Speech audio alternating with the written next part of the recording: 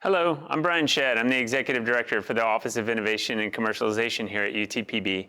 I'm going to tell you a little bit about what's been going on in the office. We have a couple of exciting projects that are finally getting wrapped up and some excellent new technology that's already coming out of the space. So the Office of Innovation and Commercialization is a relatively new office here at the university. We've been around for a couple of years. In fact, it'll be my second year here at the university in November. But really, our job has been to bring together all the innovation, commercialization, and entrepreneurship activities here at the university and really serve as a bridge, a connector with the university and the community and industry. We have a wonderful team. We have Jon Rogers is our newest hire. He runs the Makerspace at the Dunnigan Library. He's also a UTPB grad, came out of the art department and ran all the Makerspace equipment there while he was a student, and we're very excited to have him on board. We've also got Cici Serrato, who's been with UTPB for over 10 years now in a variety of different roles, but is now the program coordinator for the Office of Innovation and Commercialization. And myself, like I said, been here almost 2 years. I was really excited to come here and put this office together and create some wonderful new resources here for the university. We work primarily in 4 activity sets. The first being technology transfer, which has to do with intellectual property management related to research and education outcomes at the university. So all the faculty and staff and students that are doing research, if that generates new intellectual property, patents, copyright, software, what have you, our office will manage that and work with them to find a commercialization opportunity and pathway. The next 2 things that we do are kind of linked. We do a lot of startup support that includes both helping the faculty, staff, and students with their own startup aspirations, but also local startups in our community and in our region to connect with the university better. And then kind of stemming from that, we also deal with a lot of industry collaborations. So, we have a really robust oil and gas industry here. They are strong supporters of the university, and so there's lots of opportunities for us to do collaborative research and a whole bunch of other projects, student enrichment, K-12 outreach. So we try to find companies that we can work with on a lot of those initiatives. And the last piece has to do with some of the physical spaces that we manage tied to our makerspaces, but in product development. So if people within the university or within the community have needs to develop a new product, we have a lot of resources here at the university now that we can help them do that. We have the Innovation Lab at the Dunnigan Library and the Prototype Lab and the Advanced Manufacturing Center at the SEED, which are all new manufacturing spaces that we have that we can actually do physical research and development and product manufacturing. The SEED building, as I mentioned, has been under renovation and it's finally starting to open up, but we have some really fantastic space now to take advantage. It's a mixed-use building, so we have business incubation space, we have laboratory space, we have event space, we have the Small Business Development Center. So there's really a whole lot of different kinds of activity that are taking place in the building. In the kind of central corridor, the innovation corridor, we have the Office of Innovation and Commercialization is housed there. So Cici and I work out of the SEED building. We have a business incubator, which is essentially 6 private offices that we can lease out to companies.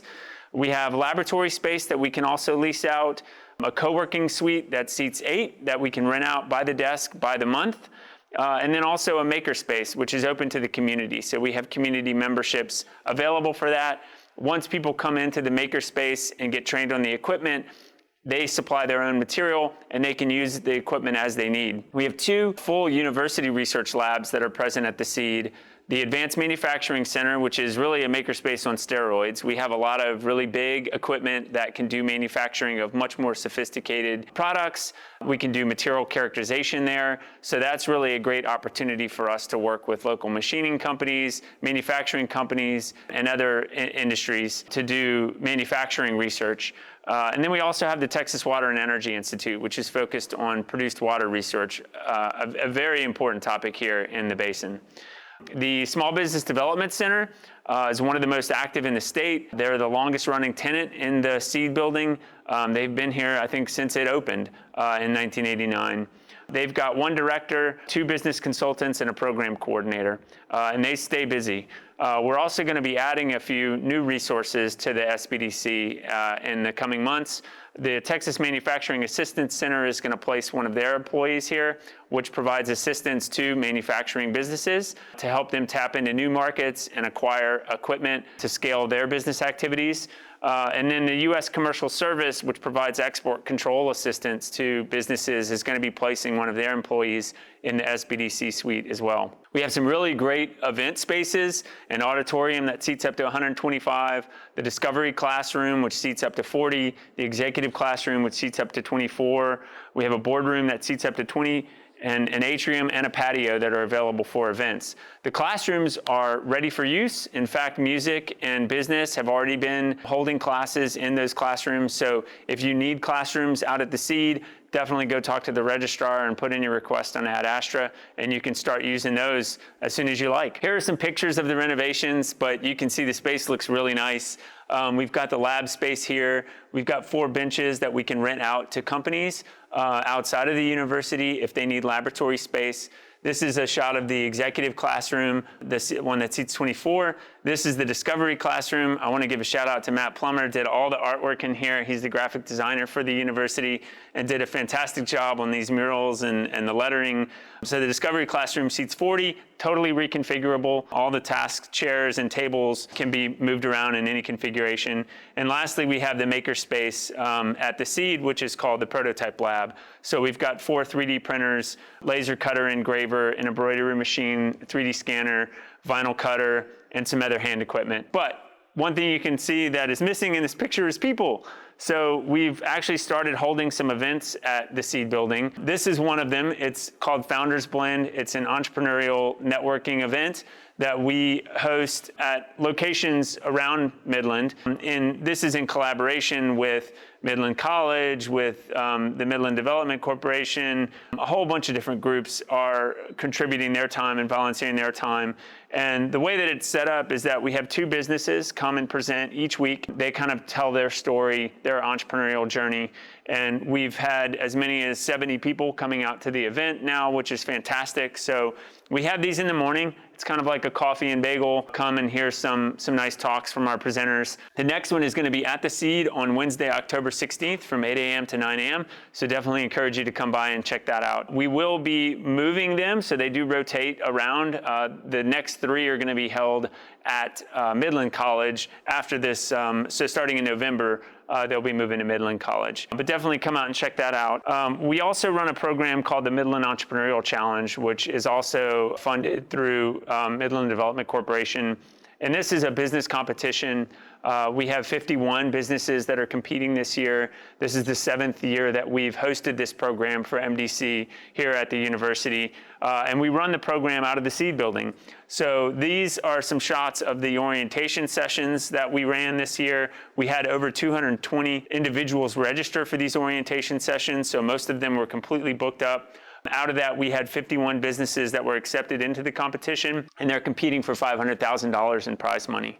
We have another event that's coming up on October 16th. This is our food entrepreneurship seminar. So Tracy Shelton with Alamo Kitchens, which is a food business consultancy service out of San Antonio, is going to be coming to deliver a seminar. So if you have a food product, or you're thinking about starting a food truck or a restaurant business, brick and mortar, she can kind of give you some basic information about what it takes to launch a food business. So that's on October 16th, 11 a.m. to 12:30 p.m. at the Seed Auditorium.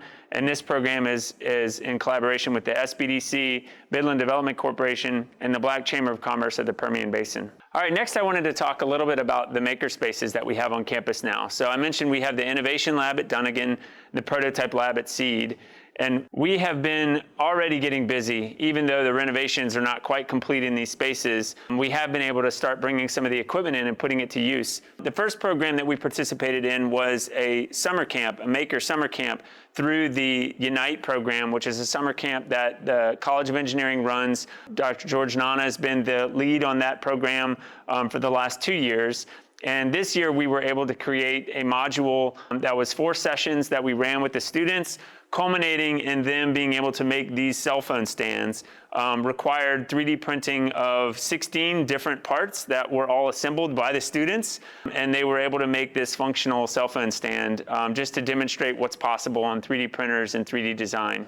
Jon Rogers has also been busy working on a few different projects here at the Makerspace. One has to do with the solar eclipse that's coming up, but we have a research team coming that is involved in a citizen science project that utilizes individuals' their own cell phones to capture image and video of the eclipses.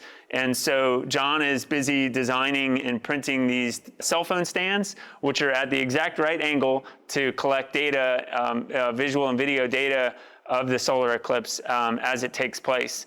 And then all of that information will be stored via the SunSketcher app up on their database to then compile and put together their research activity. Jon's also been making these awesome 3D printed business card holders. We made 50 of them so far for HR to give out to new employees, and they've already put in an order for 250 more, so we're gonna be busy. The last thing I wanted to talk about is student made, related to the Makerspaces, but we have this great program that we've launched for students, which allows any student on campus, whether they're a maker, a creator, an artist, to produce their own works and products and be able to sell them online.